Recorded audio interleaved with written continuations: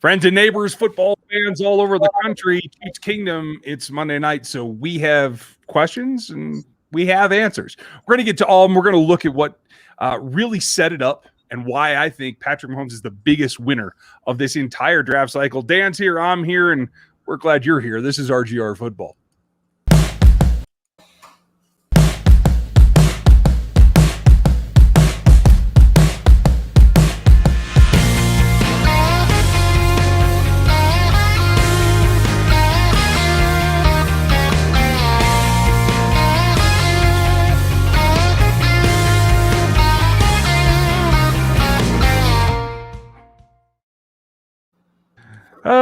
So I love it when I have a dropout just as everything kicks off. You know, it's perfect timing. It is the wrap up to this entire weekend session. So we hope that you guys are doing well. How are you hanging in, Dan? Oh, I'm doing all right. I can finally kind of slow down a little bit, just watch one player at a time, not try to get to 10 in one, sitting. So right. That's nice. How you doing? What a concept. I'm in exactly the same spot. I'm just like, I'm going to take it easy on the player film, although I have some downloaded, and we'll get you guys some film looks this week. Yep. I'm just taking it nice and easy, trying to watch specifically because I think this is the portion of the offseason when things kind of fly under the radar a little bit because we get direct access for at least a few minutes to the area scouts that find some of these guys, the national scouts that come behind and look at them like Ryan Knott. And then, a little bit from Borgonzi and Tim Terry was on this weekend. And then obviously Brett Veach summed it all up this week. A couple of takeaways that I think you can glean from that are always important, So like I intend at some point here to do what I learned from what I did wrong this year, right? Like you don't get to do that because you nailed everything. Day 3 was like that's a stretch, but I did have a nice weekend. I'll say that. Yeah, it worked out pretty well. But I think that's what I want to do is because I think there'll be some return to normalcy, but I think we also have to take a look at how did they change their priorities and what they got done actually reflect on what their philosophy was about this particular year being so strange. So we'll get into that. Lot of friendly faces in here, you guys. I'm going to have a video for you members tomorrow. Next week, we're going to get back, and we're going to do an extra Zoom. And I'm going to invite a few folks that maybe we haven't seen before to jump into the Zoom with the members that we always get in there because that's always fun. So if you're new to the channel, and you didn't catch us this weekend, or maybe you did, and you're just checking like the follow-up for the first time, this is what we do on Monday nights. We'll get started here in a minute. We'll go through your questions. If you like that or you want to be more of the community, click the like and the sub and the bell notification. And then the members are going to get all kinds of like frank commentary. I try to generally not be negative on players in public. If you want to know some of the drawbacks or the things that I see as challenges, you're going to get some of that. And then Dan can laugh at me. I'll do the same exact stuff because I'm like getting to the point where I'm like you. I'm like, I definitely do see some drawbacks, but I'm not going to just openly blast people anymore. I feel like that may have gone by the wayside now that I'm actually doing this for most of my career now. So right. Well, and that's what it becomes. And for those of you who get frustrated, I got all kinds of stuff. I got like 10 DMs over the weekend. Why aren't you wearing Chiefs colors? I don't. We're here to give you honest football analysis, not fandom. There are some aspects of that. Danilo's really good at it, so he does it. I don't. I want to give you what we think first, and then every now and then you see the fandom creep out. Dan's good. He's in camouflage, literally tonight. If I ever go to a game, that's all you're going to see. Right. Hey, game, that's all you're going to see. And for those of you who have run to me at games, I'm decked out as well. It's just, this is the idea that analysis comes first. So that's the reason why. And I didn't respond to anyone. Don't be offended. It's hard to break that in a DM or a retweet or something like that. So I wanted to wait to say it here. So that's why. Looks like Aaron is going to be on his way. If he's not here already, actually, he is here already, so that's great. I think Jeff will probably be in here. We're going to get into your questions. If you want to super chat us, you guys were gloriously generous all weekend long. So we very much appreciate that. Don't go overboard. But if you do, make sure you ask a question so we can address it for you right away. Justin already has. We'll start with him here in a second. And that said, thank you to all of our guests, for Seth and Matt, Derek, and even those that didn't make it onto the show. We have a ton. I'm going to start with you because, you're clearly cutting out your guys this year. I hit on like 4 out of 5 last year, and you, I think, surpassed me this season. So you get this one from Justin. Dan nailed Kado and Powell as day 3 videos, and Danilo got the Creed crush. Oh, okay. I thought there was a question here. Sorry, Justin. Thank you for the super chat. But we're just calling out these guys. Yeah, that's perfect. Yeah, and I'm really happy with the way that it went overall because the team got what they want to plug in. I didn't strike out. I was pretty high on Creed to begin with too. He was my number 2. And I had a couple of flares there, but I didn't hit it like you guys did. So, I mean, that's going to be so random. Like, this is probably going to be the best year that I have for like another 5 years. Like, that's how it's going to happen. Like, you're going to get a couple here, and then you're going to be like, oh, well, next year I'm probably going to get any. So it's just going to have to be like a process, because I don't think there's any way that I can make 2 specific videos for day 3 the week before the draft and have both of those guys get drafted by the Chiefs. That's probably never going to happen again. You never know. And when you're tuned in, you're tuned in. And this was, I think, and more congratulations to you and to Danilo, because of all years, this was one of the harder years to lock down what they wanted, because we didn't see even visits. We didn't know who was coming in. We didn't know who they were talking to at the pro days. Yeah. It changes some of the information. So kudos to everybody. I want to address a couple of points here. This isn't really a question, but well, we'll go with Chris's and then we'll go back to that because Cole had a good point. The backups are likely to be 3 of your starters from last year. Yep. In Allegretti, Wiley, and Remmers, in my opinion. And that's a beautiful thing. That's what the title and the thumbnail about this one are, is you can do all you want about how good this draft was in terms of fit and finish in here and everything, but nobody got more out of this than Patrick Mahomes, because he's got new weapons. Cornell Powell, everyone complained about his speed. He's got plenty of speed. He's a 4.5 guy. He's not 4.7. He's not overly huge either. I love that he's got, shoulder armor and he can power through things. But here's the bottom line. He's a guy that's going to catch the ball and he's going to be on the field. So that goes a long way from what we've been struggling with Sammy and having to constantly bring in someone to take Sammy snaps. So he gets a bump there, right? I mean, I love the concept, and I am going to do a breakdown, you guys. I got several questions on Twitter, and I think one in here in the comments of what an H-back is. That's what Noah Wiley will be doing, it sounds like. And I'll break it down and give you a couple of formations, get an idea. Just go back and look at Smoked Sausage. They ran that, and Anthony was lined up as an H in that particular formation. So I'll probably show you that play as well. But just like, those are all the little pieces, right? But with Trey Smith and Creed, tell them what it does, like what a gift this offensive line unit is now.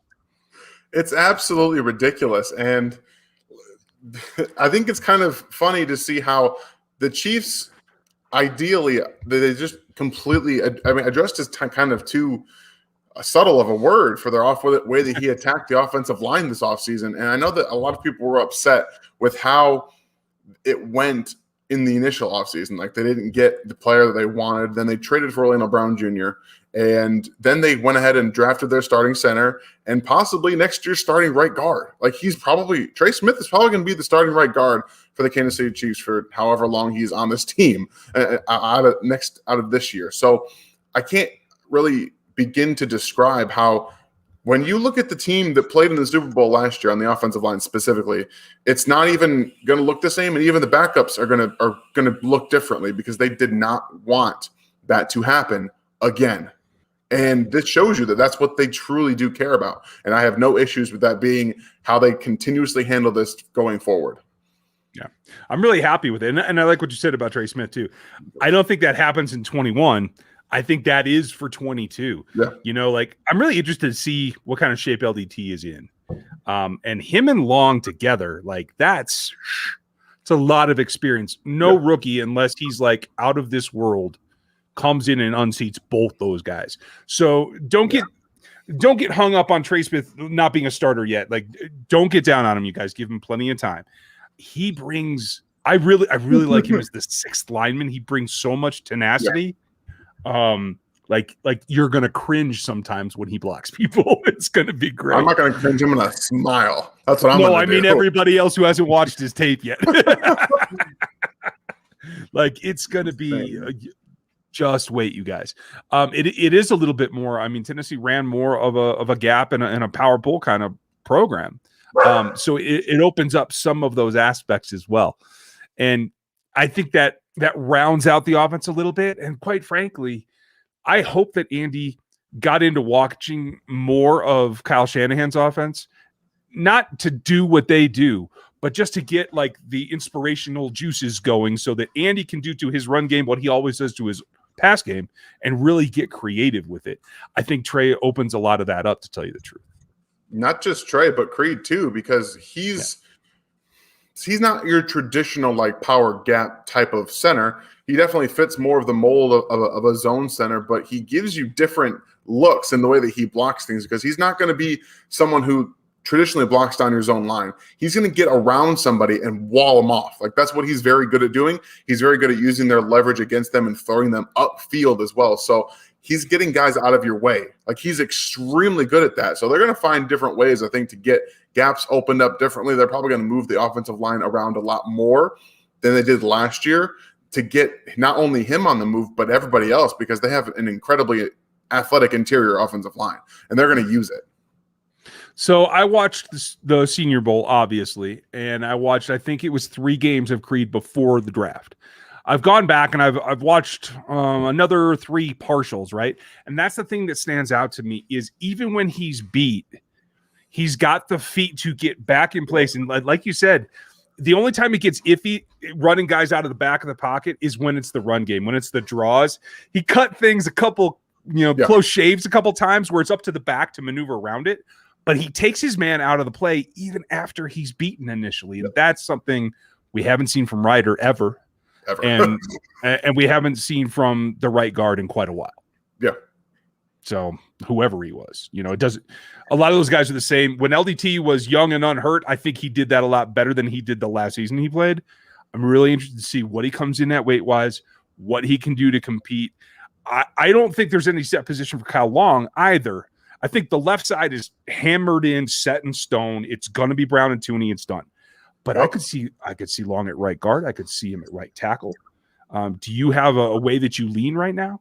Yeah, I believe that they're going to start either LDT or Long at guard, and I believe that Remmers is going to start the season at your right tackle, but give way to Niang at some point. I think that's how it's going to go. I kind of think that too. My only thing is if LDT and Long both show up and they're both in shape, I think that might force Remmers out and put Long at tackle until Niang's ready. But hey, if the best 5 of those guys play, that means there's probably at least 3 starter level guys not playing, and I'm down with that. I'm totally okay with that. Samuel asks, do you see a Super Bowl rematch? I like what they did, right? There's no reason to think that they can't get through it too. And I think the Chiefs set themselves up addressing the only issue they truly had to go back as well. Yeah, I think a lot of this plays into what actually happens with Aaron Rodgers.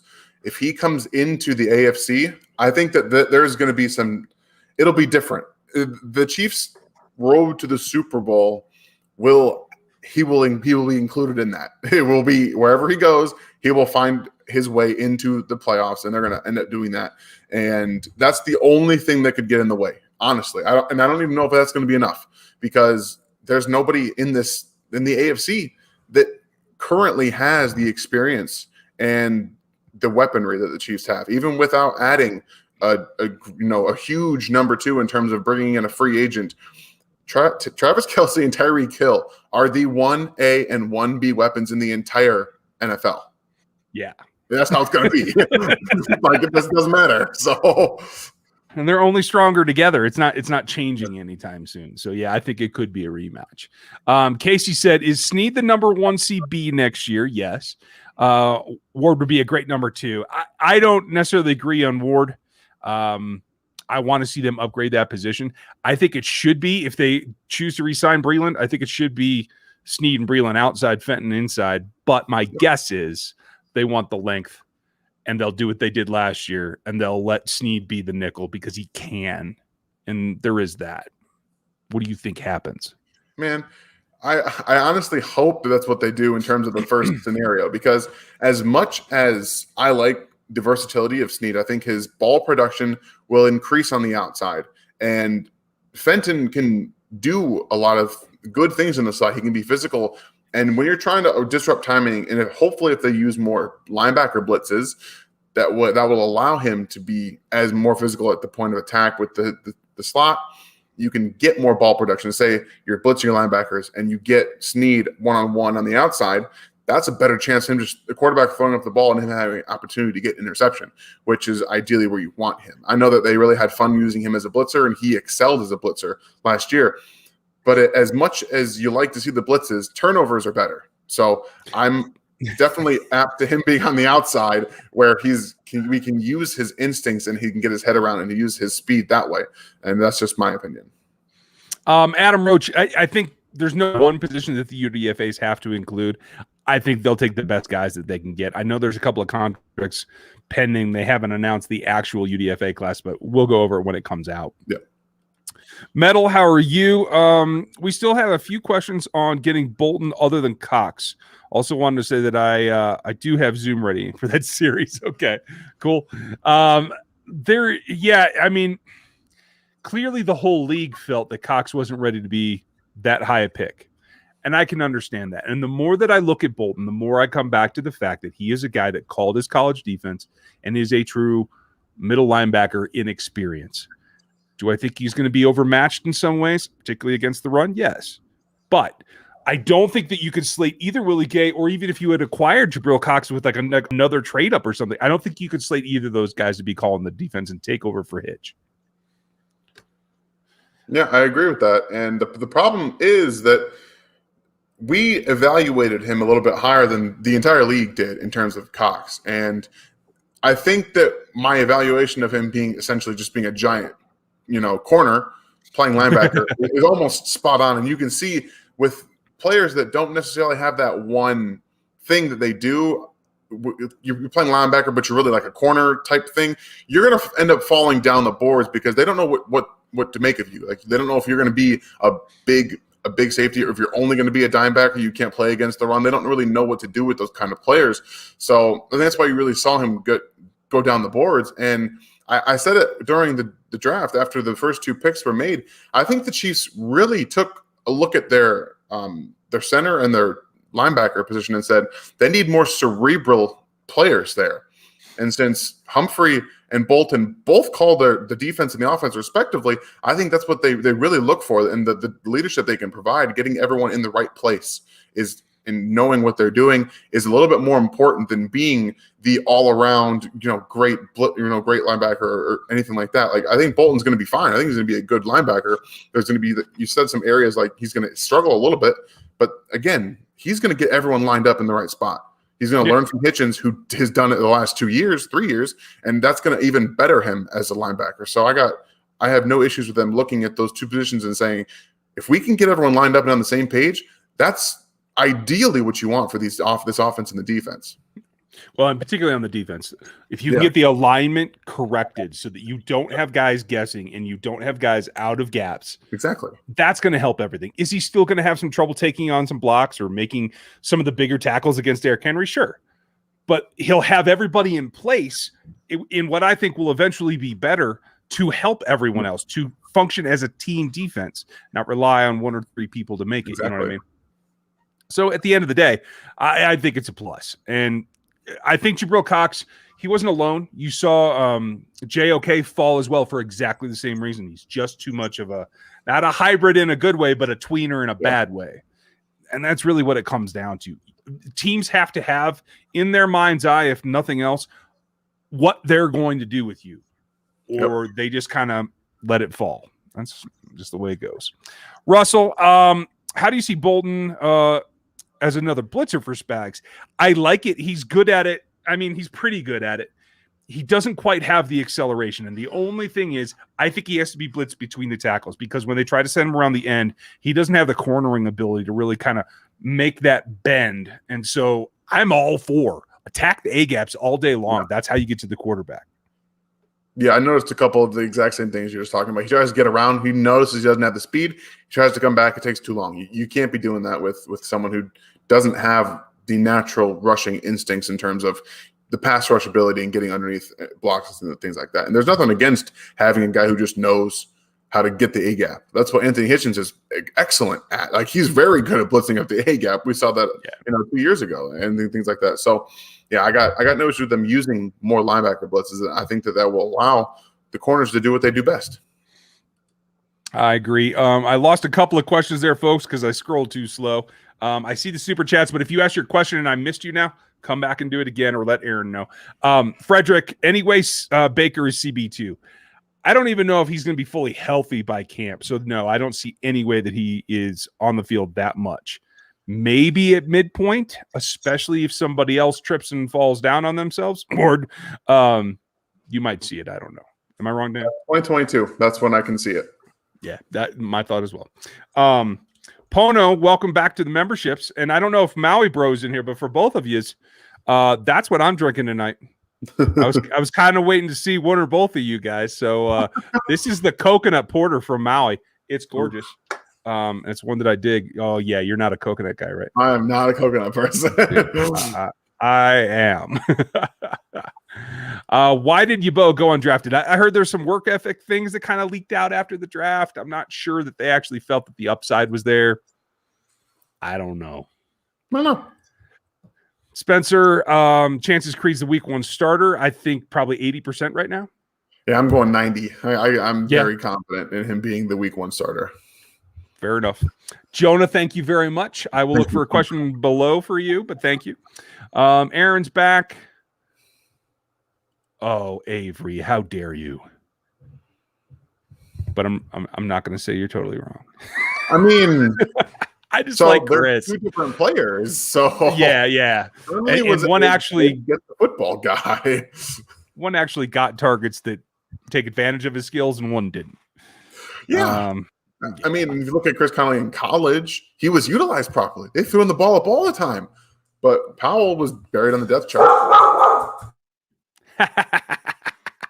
It is what it is. All right. Josh, I'm glad you're happy with it. Cale Garrett was on my radar last year too, as a guy that I think could grow in the role. We'll see if he can make it this year. But I think Bolton's he gets time too. He's getting the Patrick Mahomes treatment that he can come up behind Hitch for a year. And they don't have to play him at Mike right away. I think if he can get on the field as a rookie, as the will, and keep Ben Neiman off the field, I think that's a really positive sign for his development. So we'll see how that goes. Let's see who's next. There's Jonah. He came back with a question. Sorry I missed the stream. It was my 21st birthday. Well, congratulations. I hope your head is recovered by now. And me and a couple buddies got on a bender. I can understand that. I did something very similar, 78 years ago when I was 21. Spencer, now that you've seen that we could have gotten Jenkins and realistically traded up for Darisaw, would you guys have rather done that than the Orlando Brown trade? No. Because it sounds like the Bears let Charles Leno go today. So they're going to throw Jenkins over at left. Right now, no competition, no backup, no net. He's got to perform. And that's what I was scared of. If they were going to leave Jenkins at right, I would say that's okay. I think Darisaw is going to be fine too, but neither of them in the next 2 seasons, in my opinion, is going to be anywhere near as good as Orlando Brown. So I see no reason to have done that. No, I get it. I don't think Jenkins. I think Jenkins will actually be close enough. I have way more faith in his ability to play left than a lot of people do. Darisaw is just, I don't know about his work ethic. I know that Jenkins is different. So, and that's one thing you can't question about Orlando Brown Jr. That dude is going to work. He's going to work, and he's going to work, and he's going to work. So I have no issues with them trading for him. And when he's done, he's going to work somewhere. I'm with you. Exactly. Mez, you put it perfectly. Yeah. I mean, They say that he's good. They say that he's medicated and that it's functional. They're going to monitor him. Rick Burkholder's going to have a big role in his life. And if all that is true, he is literally the steal of maybe the last 3 drafts, to tell you the truth. I don't know, man. Getting Alex Leatherwood at 17 was kind of a steal for the Raiders. Stop it. Stop it. Stop it. He's kidding, guys. He's kidding. People are going to think you meant that. Watch out. I don't think so. They better not. They know better. There's some Raiders fan in here. We already got a thumbs down, I think. So there must be a Raiders fan in here. Aloha, Pono. What's the word on Kelechi Osemele? He and Trey Smith would be evil. Good Lord. There's no more room. They're going to have to cut like 2 starting level guys already. Now, Trey Smith is Kelechi Osemele, like reincarnate. Like that dude is so strong. Yeah, dude, that's a really good way to put it. But Kono, you're right. Like to see those guys together would be fun. But I think one is the next generation of Kelechi, and doesn't have all the injuries. Sure, there's concern with the medical thing, but it's not injury. So I think that's a step forward. Spencer, can Powell jump Hardman? No, he can jump D-Rob. Well, here's the thing. By week 1, that's not going to happen because of the playbook and how wide receiver is notoriously difficult in Andy Reid's system. It's still going to be Hardman, D-Rob, and Pringle, and I would imagine Pringle is on the outside starting, in my opinion. And Powell is going to be your special teams guy. He's going to make a lot of plays. He's also going to be called in just strategically throughout the season because I think that they want to get him on the field because, one, he runs very, very clean routes, and I think that he can create separation in those intermediate parts of the field that we haven't seen a whole lot of, specifically from Demarcus Robinson. He runs a mean slant, and he's got more speed than people really give him credit for. Like you said, yeah, he's a 4.5, but he's got some speed after the catch too. So we'll see him a little bit, but he's not going to be the starter or jumping guys on the depth chart by week 1. I'm glad that you bring up the slant. I think he runs the slow go really well too, and I like the intermediate over it, like 12 yards. Like he could be a quick possession receiver that is literally because it's Travis and Tyreek and Hardman downfield. Yep. He could get a lot of first downs as a rookie. Yeah. I love that. Mez, thank you very much. Appreciate the super chat, and glad you enjoyed draft weekend. I slept a lot on Sunday, so I think it helped. Gooch is back. Hope you're feeling roguish there, buddy. You are the man. I think you fueled me through all my Red Bulls and everything else through that whole weekend, so thank you, Gooch. Let's see. Jake, you're back. How are you, bud? Thank you for the support, as always.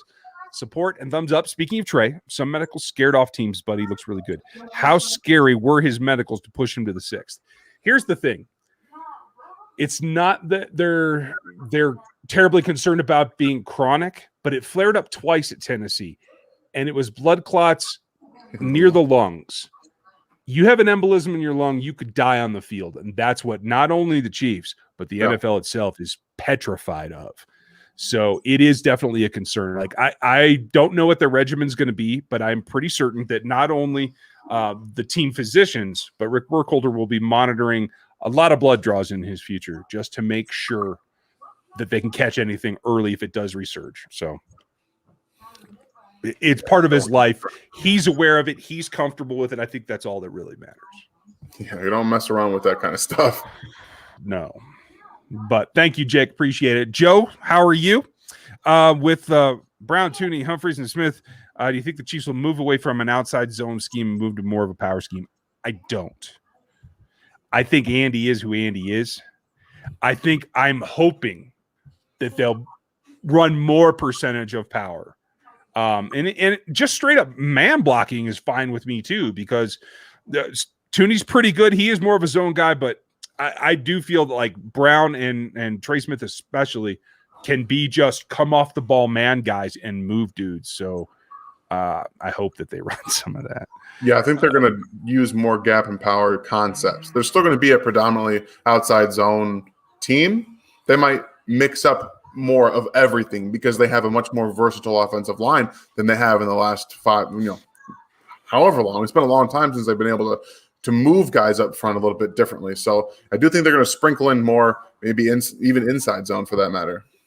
Yeah, well, and I'll tell you this, you guys, you got to remember teams scout everybody 3, 4, 5 weeks out, right? And when you're a predominantly zone team and that's like 94% of how you block, that affects alignments of the defensive front. You throw in more power and all of a sudden you're crushing guys in open, gaping holes. Yep. So just that ability is going to keep defenses more honest, and I think that's going to help as well. Yep. Thanks for the question, Joe. Appreciate it. Gooch, as always, if Gray plays H, what is the point of the Burton signing? A, you can always have one of them. B, I think that Gray can split out and do some of the things that Travis does, because I'm not certain. You tell me what you think, Dan. I could see them having Travis on more of a play count this year. As he's getting older, that's definitely a possibility. And I think that this move was a sign that they're finally starting to take it a little bit more seriously, that, okay, we've played chicken with the fact that he's been healthy the last 3 years. He's over 30 now. And the fact of the matter is, if you want to get the most out of Travis Kelce for the longest amount of time, you can't keep giving him 150 plus targets and having him catch 30 balls every year, because eventually he's going to get hurt. And he takes a lot of those over the middle too. You have to remember that, because he's very good at navigating traffic and getting himself out of those target areas. But eventually he's going to catch one. And what's going to happen? Gray can provide a little bit of what he can do in terms of the wiggle and some of the speed replication and just being able to be a mismatch at that isolated pocket that they run by the 3-by-1 formation. So I do think that they're finally starting to take it a little bit more seriously. And, Burton's, because Andy Reid can't not have a fullback. So. Well, and it's funny because somebody told me that exact thing. And if you guys weren't here for my little quick announcement over the weekend, Michael Burton's going to be on the show here in the next week. So I actually have already recorded with him. I just got to edit it up and I'll get it out to you guys. Awesome. And special teams is specific. He came to Kansas City because Andy will use the fullback enough for him. And I think that's great. You guys are going to dig him. He's great. And, now my positional crush is actually somebody I get to talk to every now and then. So that's great. Great question, Spicy.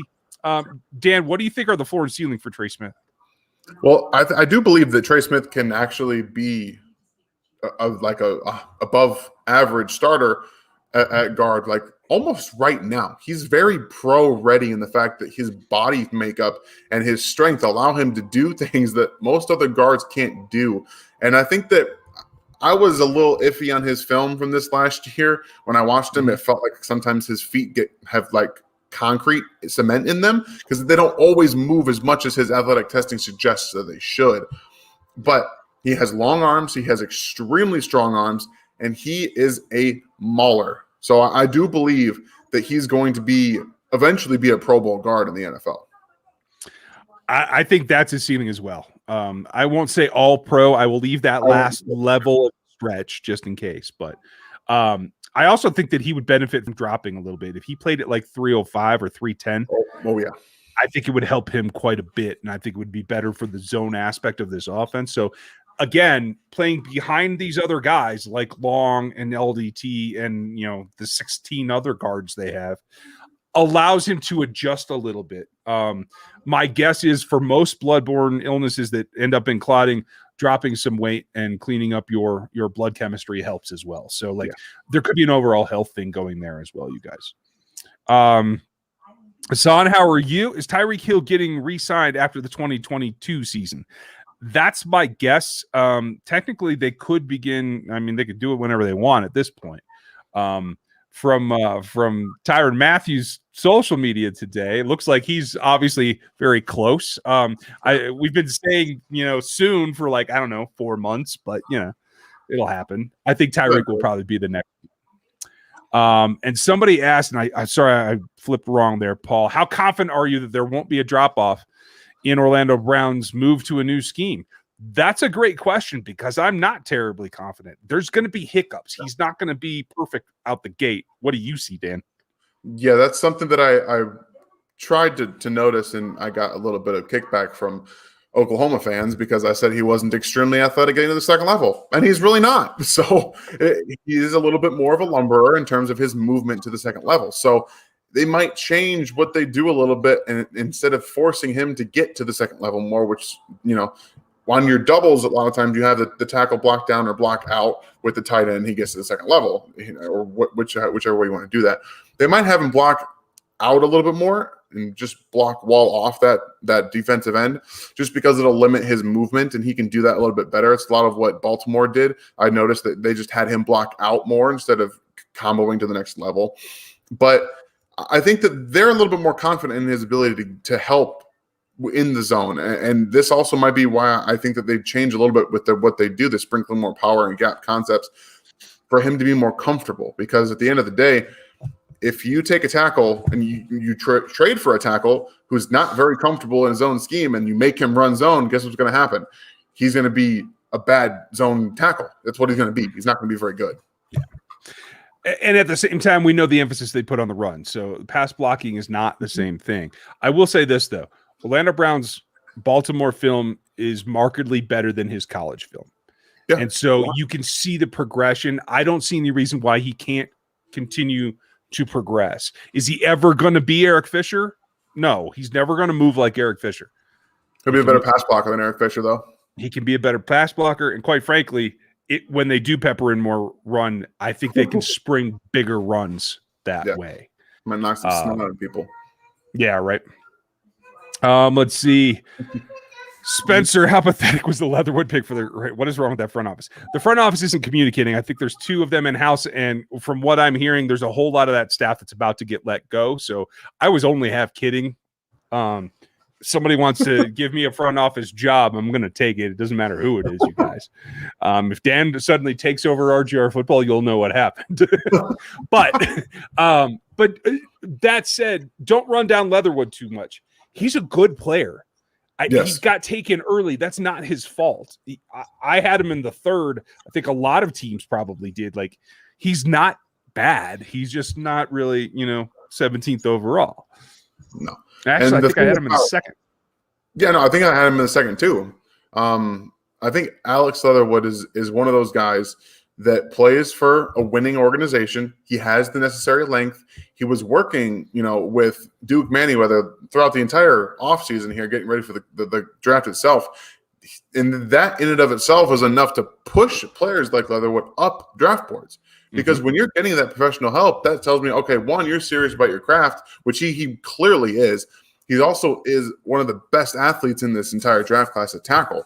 When you combine that with the length that he has and working with Manyweather, that really shot him up a lot of people's draft boards. So as much as we joke about the Raiders taking him at 17, you can't blame him.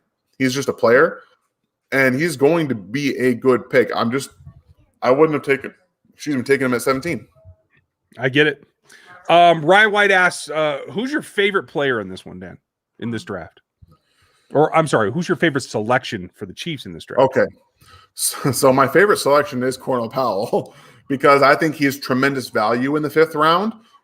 And because I did a lot of research on the player he was, because I was very curious as to how a player like him who broke out in 6 games this year, like completely busted out of whatever he was doing and just was uber excellent in that offense, and why he was buried so far in that depth chart. They have a lot of NFL talent at wide receiver at Clemson, and Cornell Powell is a dude. He just came in and he worked every single day, and he was like, I'm going to keep doing what I got to do. Eventually, injuries gave way to him being on the field, and he did not make a mistake. He was continuously blowing up defensive corners. He was getting downfield, making plays on the football, and I think that speaks to not only his character, but his work ethic. And when you can go through something like that and break out your final year at college, like you work all of this time to get on the field and you finally do, that says something about a person. So for me, it's him because I just see all of that work that he did, and it's not going to go to waste now. I think he's going to be a legit player in the NFL. Yeah, I can't argue with you in the slightest. My favorite pick is Trey Smith, but just I get it. as a total surprise, to tell you the truth. Spencer, I think Bolton can improve his coverage. I don't know that they're going to ask him to. He's got some physical limitations in terms of change of direction, which you're not going to put him in man. They're going to leave him as a zone drop, a hook drop linebacker, and I think he'll actually be better. He's instinctual that way. Yes. He's got the basis, and I think Matt House can make him better. Jeff Porter, Glad you're here, and thank you for pointing that out. Longmorn, nice to see you. Thank you for the super chat. That's awesome. Thank you. I had you guys plugged into my big rig stereo Thursday and Friday. That's awesome. Well, and I'm glad that we provided some comic relief. That's pretty cool too. Do you think Wiley could be a late 5th or 6th in next year's draft? Could be worth one. That's about all. I don't know. What do you got? It's tough. I would say a 6th or a 7th round pick, maybe because of the playing experience and the athlete that he is. But other than that, he was a UDFA. He had one good season, and that was when he came in relief for LDT. And it's been very much downhill since then. So unless you think you can get more out of him than Andy Heck can, I don't necessarily think you're going to net much for him. Yeah, that's kind of my thought as well. It'll turn into what I think is probably something that happens in camp when somebody loses a starter. Yeah, I can definitely see that happening.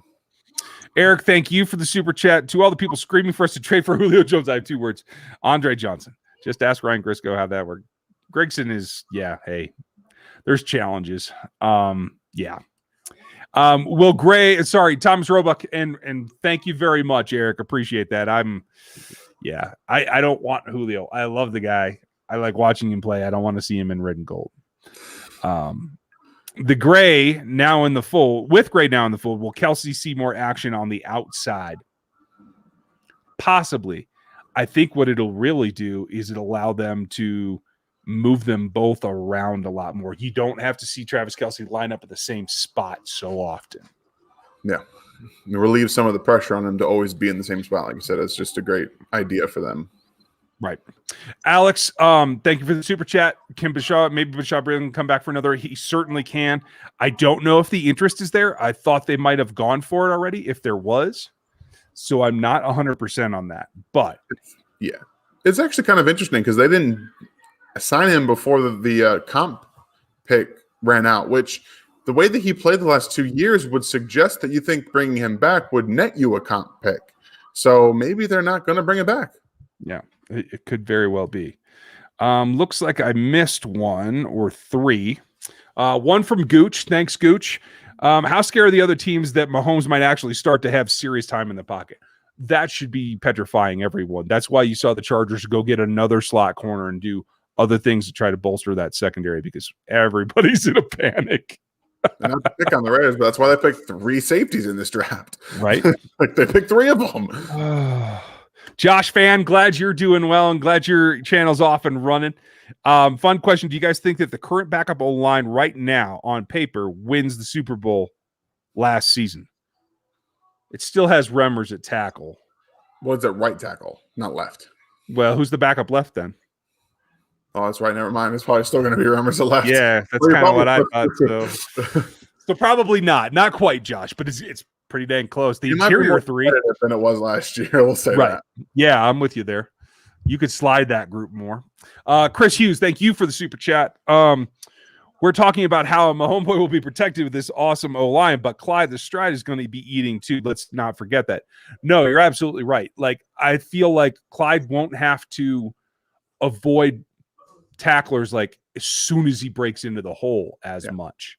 That's going to give him more ground yards, but I think it's also going to allow them to finally like expand and get him to the pass catching aspect that he was, especially when now they probably have an H to worry about. Yeah. And depending on whether they use the H or they use Burton or whatever, like Burton can split out. They used him like that in New Orleans.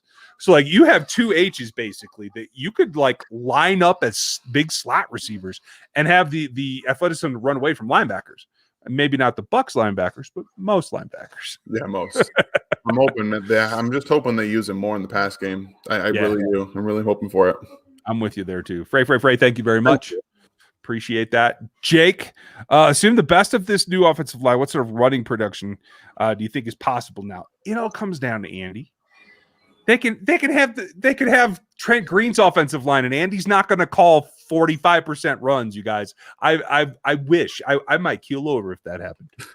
I still think he's going to be about a 1,400 yard scrimmage yard player next year. I do believe that. And that's, I think, anybody who plays for Andy Reid, that's what you have to do. Is you have to go to scrimmage yards and not just be concerned. I think the other thing that you should watch is yards per carry and not worry about total yards. Julian, how are you? I need you to hit me on the backside of the channel at that email address that's on the About page as well. I think this is the best draft class for Brett Veach. I think next year we will all be on the roster. Good point. Starting in big rotational players. That's pretty solid.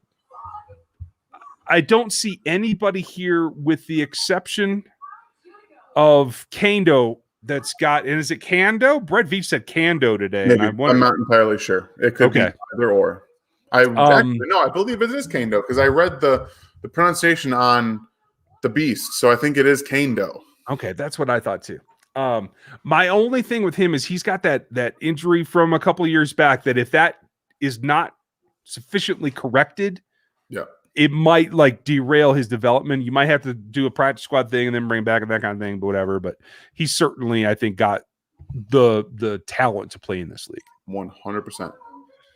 Eric Schneider, Powell, one of those cases where football speed is much better than his times. Absolutely. 100%.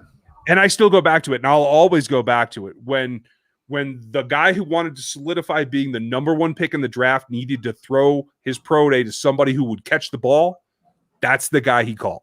It wasn't Amari Rodgers. He could have called anybody. Yeah. He could. I mean, Justin Ross is still out there somewhere, right? I mean, so recovering from a foot injury, so I'm not sure. Oh, is he? Okay. Yet. I didn't realize that. Okay. But no, exactly. Powell was the guy that he always threw it up to, too. Like if he was getting someone was coming on him, guess where he was throwing the ball? He was throwing it to Powell because he's got sure hands. Yeah. That's what it comes down to. Pono. Good question here, and I'm glad you asked it. What's your true feelings about Patrick's toe issue? God forbid, could this be a lingering problem for him throughout his career? What do you think? So, assuming they handle everything as much as they have to this point, I don't think it's going to be a problem throughout his career. Now, that doesn't necessarily mean that he won't get turf toe again, but I don't think it's going to be because of this. If you know what I mean. I will agree with you in part. Only because I don't know what kind of repair they did.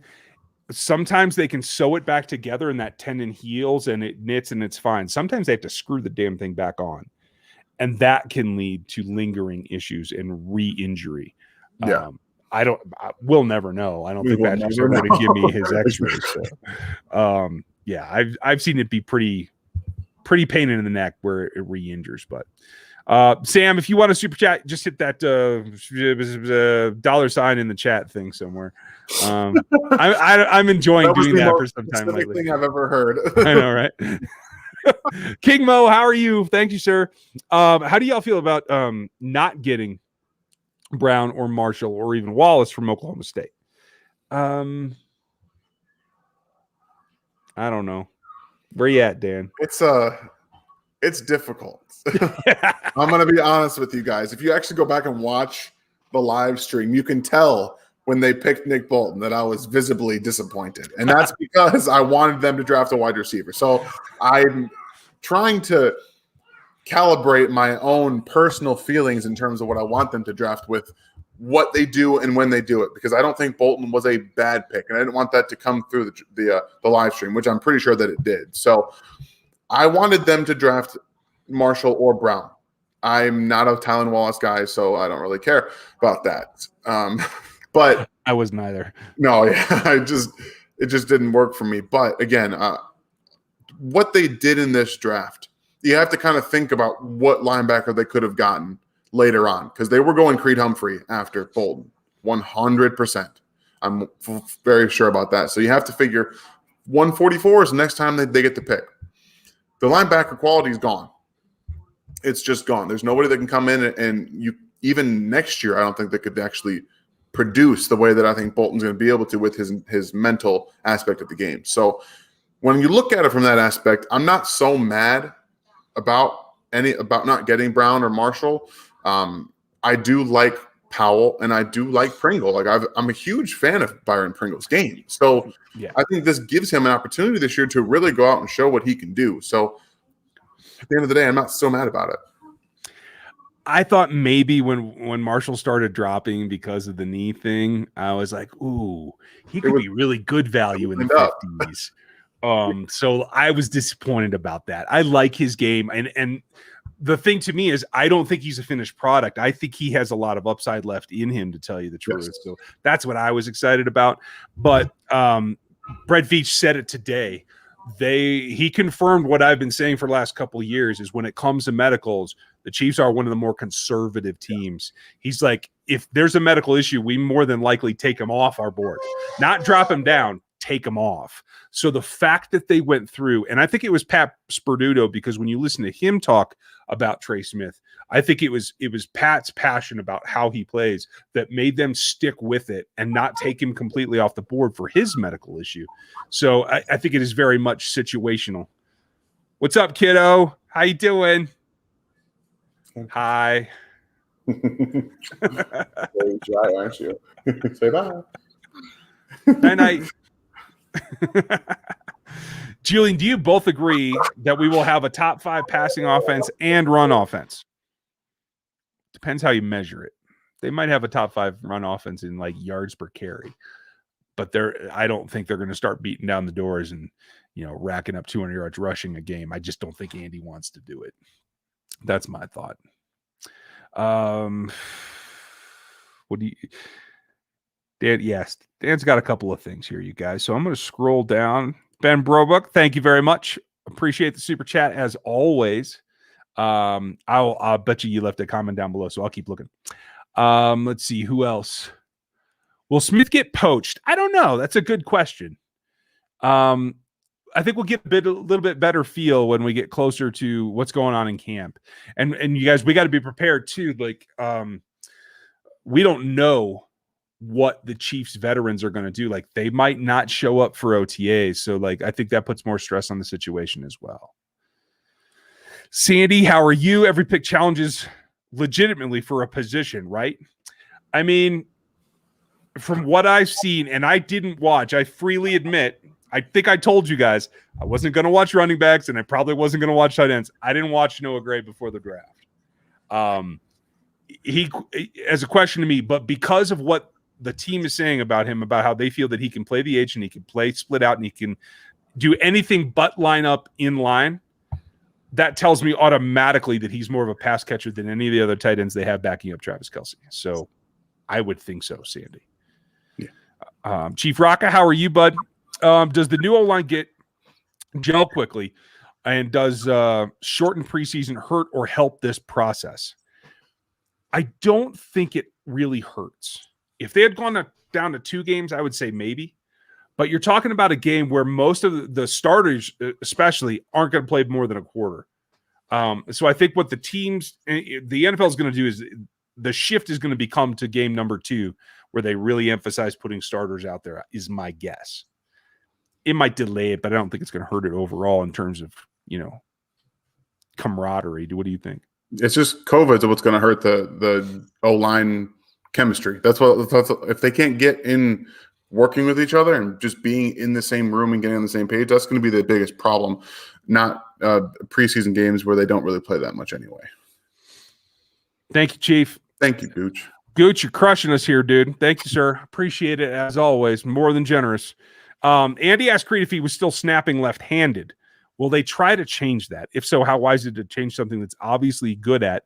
And he had a right-handed quarterback at OU, and Kyler didn't have a problem. It all comes down to whether Patrick has a problem. Nothing else matters. If they see glitches, they'll try to change it. I doubt that they do. I think it's going to be fine. Yeah, I don't think they'll have an issue because he knows how to use his hands, so I'm not that worried about it either. Yeah. And I want to say at one point in his career at Texas Tech, I think Patrick had a left-hand snapping center, so I don't think it's going to be a problem. Steve Concepcion, why did Cox fall? And what's the chance? Did they have a chance to get him after the second round? I can't remember where he actually went, but I do believe they had a chance at 63 if they wanted him. They could have gone Creed and then Jabril if that's what they wanted. I think he fell because he doesn't take on the run. And quite frankly, I don't think he can be – I think that's why he fell in general. For the Chiefs, he can't be a middle linebacker. I don't think they have faith in that coming. So, at the end of the day. Yup. All right. Jeff, what's that? We should probably speed it up a little bit. I think we are. Oh, dang, we're at 55 minutes. I don't know how we do this every time, but I always fall behind. Okay, super chatters. I guarantee I will get every one of you done before we're done. Everybody else, I'll try to get yours as well. What's Kano's ceiling? From right now, I see him. He could be a starter. I don't know that I see Pro Bowler. So that's a big problem with projecting guys with really high quality traits because they haven't been developed. So I would say he could be a 3-down starter in the NFL. That's what I'll say. Okay, cool. Jeff asked with Orlando in Baltimore, at least in the playoff games, they would have to pull him on the right side completely, and then they would have to run it back to the left. It was strange looking. Yeah, they did some weird things out there. I'm not gonna worry about it until I see him in red. Right. Sandy, I could not do that job. I don't want that job. I'm more than happy to be an assistant to Mr. Veach, but I don't want his gig.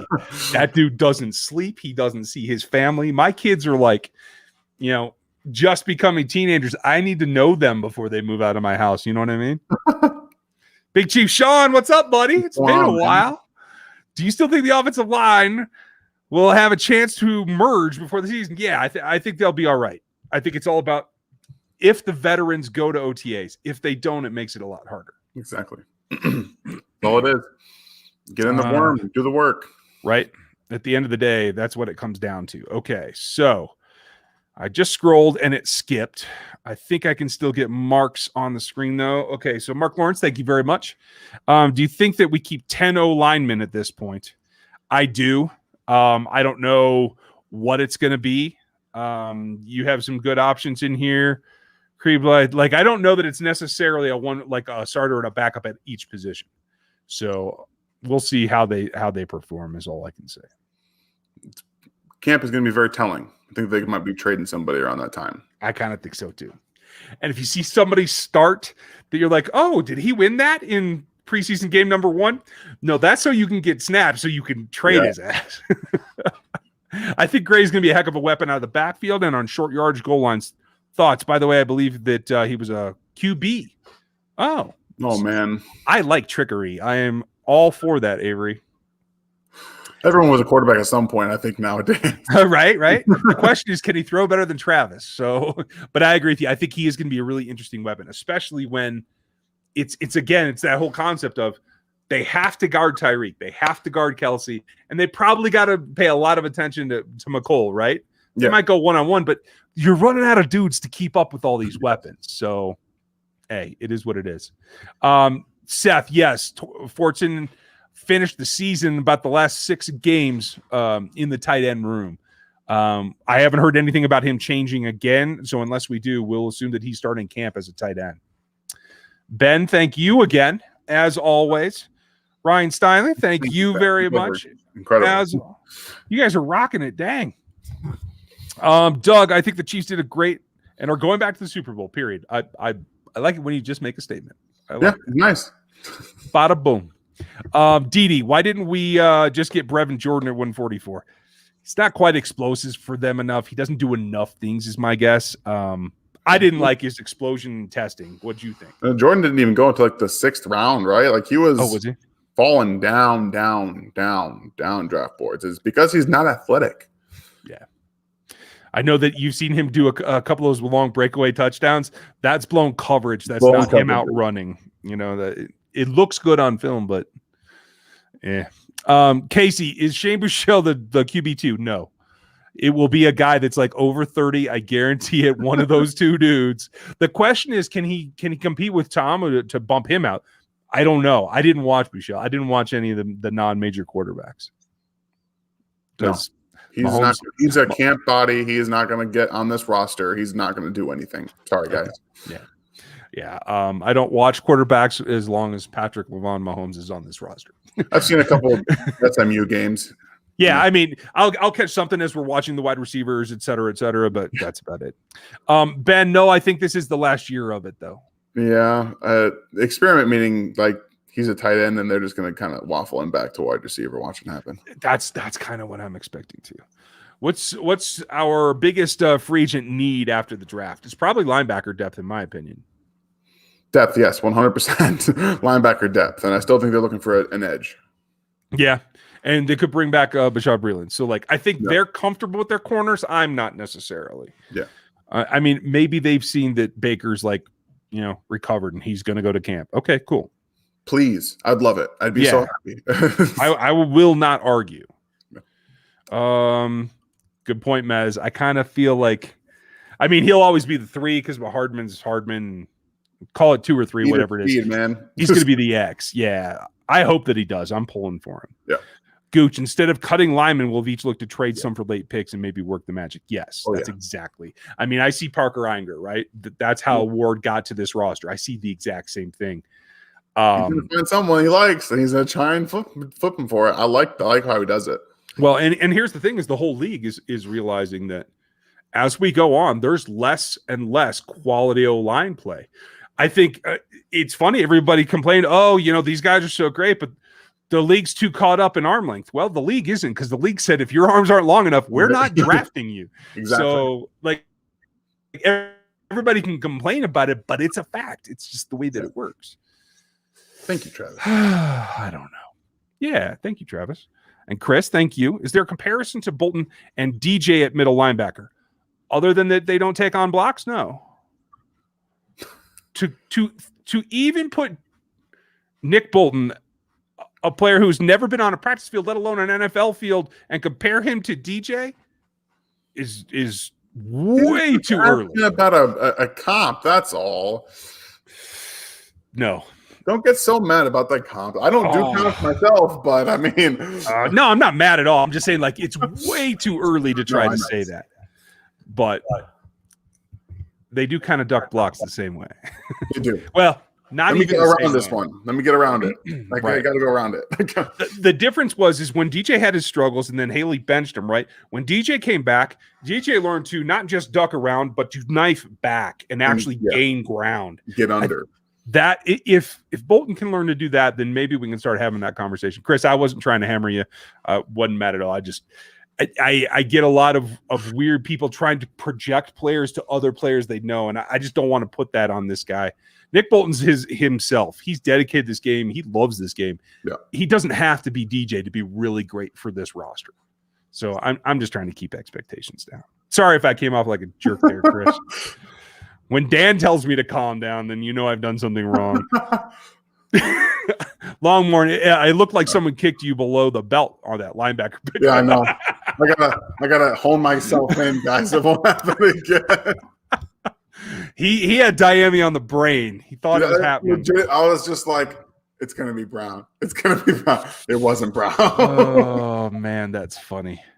Everybody falls in love, even GMs. I tell you what. Let's see. Thank you, Longmorn. Always appreciate that. Want to get down. Let's see. Dave TV, you asked the same question. He's already there. He is a tight end right now until they flip him back. DD Cox fell because of his medical issues and fell to the 4th round. Yeah, I know he had some kind of knee issue, whatever, but I think it was also just a lack of like film that makes GMs take you. Yeah, they said that the issue didn't have anything really to do with his fall. That's what the tweet said that I remember reading. Neil, thank you. How many years out of this Chiefs Super Bowl window is at this point? Patrick Mahomes was the quarterback. There is no end to the window. Yeah, no, they're square. Like, if I'm reading you right, it sounds like you think they're not in a window now. They absolutely are. They are. Okay. In fact, I think even Vegas agrees. Not that I think Vegas knows anything, but especially now with Aaron Rodgers, I guess Green Bay's falling in the Super Bowl probabilities, and Chiefs are number 1. Like, they are definitely in the window. Good Lord, I don't even want to know what else they would have to do to make it like, dude. Yeah. Anyway, I'm not going to start cussing on here. Where are we at with Bashaud Breeland? We really don't know. I haven't heard a mystery. Man, I know that he's still got that investigation hanging over him. I don't think he got charged yet, so maybe he won't. But I don't know if that has anything to do with it, or if they're just like he's a year older and the Super Bowl didn't look that pretty. But I don't know. Steve Concepcion, I don't think Powell is necessarily compatible or comparable to Antonio Brown at all. It's difficult to read. Again, he hasn't stepped on the field. Antonio Brown was a special teams guy coming out and just broke out. Like, it's hard to compare guys, especially day 3 guys specifically. It's so hard to know that. I don't think he's gonna have a Antonio Brown projection. He does some things well, but I don't see the things that made Antonio Brown elite: the short area quickness and the ability to hide his hands until the very moment the football came to him, which is in something that will make you a very productive receiver for a very long time. Powell does a good job at that, but he does not do it like Antonio Brown does it. Yeah, I'm with you there. Thomas, thank you for the super chat. Y'all don't think McCole will have a breakout year. It is only his 3rd season coming up. And that used to be like the magic year when wide receivers would kind of put it all together. But I've been saying he was going to break out for like 2 seasons now, and I look kind of dumb. But hey, McCole, if you're watching, I have faith in you. You can break out this season. Here's what it is. I think that this year he's going to look probably at least 2 times as good as he did last year. I 100% believe that he will, and a lot of it has to do with COVID. I think that just ruined any chance he was going to have of being good last year. I honestly believe that. This year, I think they're going to be much more on the same page. It looks like he's hanging out with Tyreek Hill a lot more. That can only be good news for his production this year. Yeah, as long as they stop playing basketball. I am totally with Brett Veach. Do not play pickup games and blow your ankle out in a gym in Miami somewhere. Just trip over a cord at home. No big deal. Hey, you know what, though? The likelihood's lower. I don't know. I not live in my house. I trip over stuff all the time. Yeah, you have a toddler. You don't count. Julian, he thinks Trey Smith is going to excel at right guard over all the other guards. As in become the starter, that'd be really interesting. That's a hell of a beat out if he does. I think he has the requisite talent too. I don't think he doesn't, and especially because they're older. He has the ability. I just think that playing experience to Andy Reid and starting 2 rookies on the offensive line is not something that he wants to do. Yeah, that's my thought as well. And Julian also thinks that Niang beats out Remmers. I kind of feel like that as well. We will see. If he, like I said, I haven't seen him in 2 years, so I couldn't tell you. Right. I go with the guy who played right tackle last year. I go with the guy that was on the field. Fair enough. That's exactly how you got to do it half the time. Let's see. My bad. Okay, sorry, Chris. Again, Chris, I apologize. I wasn't trying to come down on you. I don't know. DJ's a little sacred to me. Don't hold it against me. Mr. Gooch, even with Andy's playbook being hard on young receivers, is it possible that Powell has the IQ to finally end the D-Rob experiment? Yes. You think even if he gets reps and he and Pringle are the 3 and 4, you think they get rid of D-Rob? That's how I'm reading that. Yes, I 100 because D-Rob has been only brought back to this team on 1-year deals the last 2 years. If they wanted to keep him, they would have signed him to a multi-year deal for a very small amount of money. They're trying to find ways to get rid of him or not bring him back, but they tried to replace him with Juju Smith-Schuster and other guys. So yes, I 100% believe if they can find a guy who can replicate what he does in the blocking game, but get open, yes, I think he's gone. I think he's toast. I don't think so. I think they like him for some reason that might have nothing to do with being on the field. I think he might become the 6th wide receiver. But I don't think nothing against you, D-Rob. It's nothing against you. I just think they're ready to move on. You know the fandom is, except for anybody who went to Florida, I guess. I mean, I got no issues with him. There's always Florida fans. But thank you, Gooch. Yeah, you're ridiculous. Michael Thomas, thank you. Do you think McCole could have a breakout season? About this one. Yeah, okay. I'm sorry you gave it twice for that same question. Apologies. I'm just slow, man. I'm just slow. I guarantee you guys, any super chat gets an answer no matter what. If I have to be here until midnight, not a problem. And we do have one more, and then we're going to wrap it up because we're already 10 minutes over and I'm dumb. Let's see. Cole, do we have a special live after the schedule release? No, that's not something I'm going to do something special for. We'll talk about it on the following week, but is it a Wednesday night? Is it? Next Wednesday, that's what I said. Maybe we can get Danilo to do it. I know that'd be something we could probably get him to do.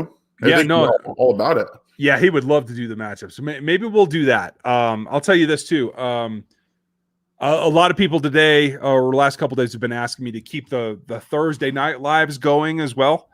I don't know that I can do it every week because of my kids' schedules and things, but I'll try to do live at least every other week, something like that on Thursdays. And maybe that's what we'll do is we'll just put it off till the Thursday after, and we'll just talk it through. Okay. Thank you. Thank you, Cole.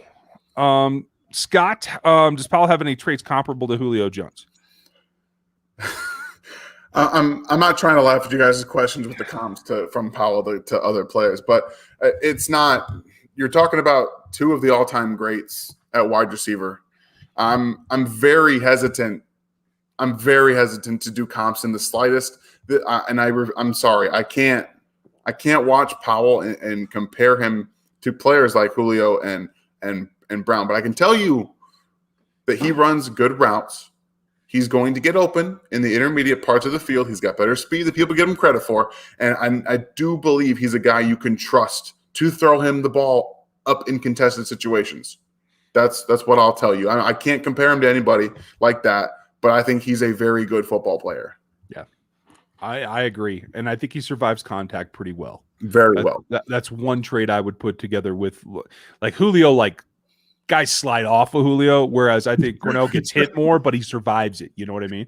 Yeah, Julio's just so big that people fall off of him. Yeah. It's like me trying to tackle Dan, right? It's crazy. Isaiah, thank you for yours as well. Really wanted TMJ at 58. TMJ. What am I missing? Tevin Jenkins. Tevin? Okay. But I can see when they went Bolton, teams have been running the crap out of the ball to give 15 times. Sorry, I had to translate in my head. I was slow there. Yeah, they want teams to have to play more honest and throw the ball more. Yeah, that's true. I don't know that changes that, and I don't know that they end up playing more base. That's one of the things that I'm really intrigued to see is, does his presence allow them to stay in base more?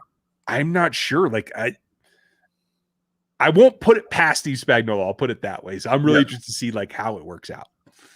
It's gonna be fun. I promise you guys that much. Thank you, Isaiah. Ryan, do you realistically see this defense as a top 10 unit this year?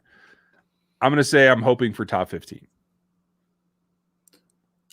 My ceiling is top 12, I think. I think top 12 is realistic.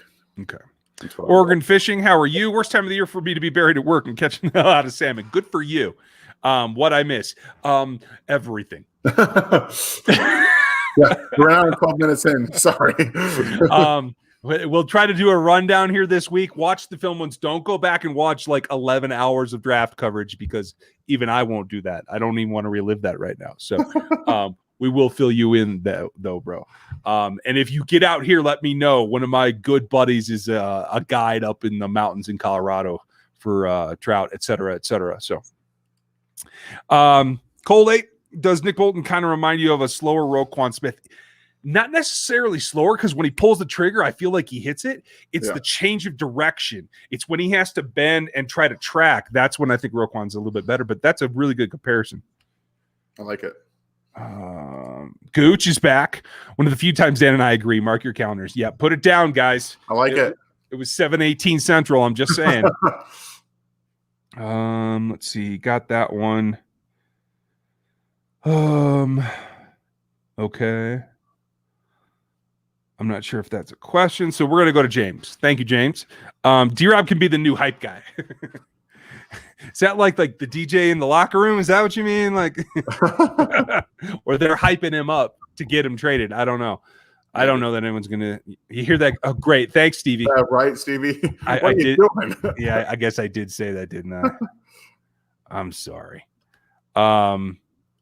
Does my camera look terrible? Wes, I'm sorry if that's right true. Now it's not. It was earlier.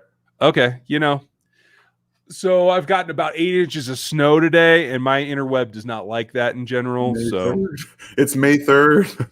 Oh, dude, we usually get some in June. So that's ridiculous. Yeah, that's what I live at like 9,500 feet. So yeah, it's up here.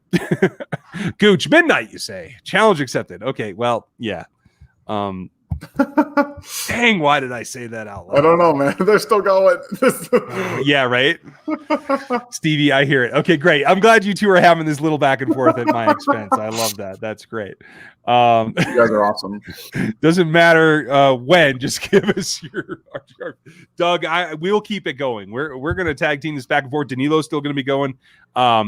Jeff is going to contribute from time to time based on his schedule and when he's available. So we're going to see faces for sure. And I got a couple of irons in the fire about maybe expanding our team around here as well. Got some big things that are going to be going on with the Locked On system as well. Now that we're just about done, the podcast is dropped tonight. You guys can check that out with Chris. But so there's going to be some other things. For those of you that like Locked On, it is coming back to YouTube as a corporate entity. It won't be on my channel anymore, but it will be back. So just a heads up for that one. RGR, let's see. Do you think that this is the best defensive player not taken in the draft? So the best UDFA. I can't answer that question. I can't either. I haven't looked at a who went undrafted list yet. That's a really good question. I will try to look that up and have an answer for you like Thursday or something. If we do live, I'm trying to get the Michael Burton thing done, and I've got a film review to do. We're doing a couple other things for you guys. If we don't go live on Thursday, then I'll have it for you next Monday. Good Lord. See, really? This is what you get. Dude, you so remind me of my buddy Daryl. Like, we're going to have to sit down and many beers. When is dinner? Yeah, dinner is like 20 minutes ago. I was supposed to be done. The problem is they're waiting for me to cook it. Did either of you look at Demetric Felton footage? I went to high school with him. Well, that's cool, Nick. I looked at his Senior Bowl footage. I liked that. I always thought it was a stretch that he was going to line up as a linebacker, or as a wide receiver. But yeah, he seems to be definitely more geared toward a running back, but extremely unathletic. Oh, Gooch, you're killing me, dude.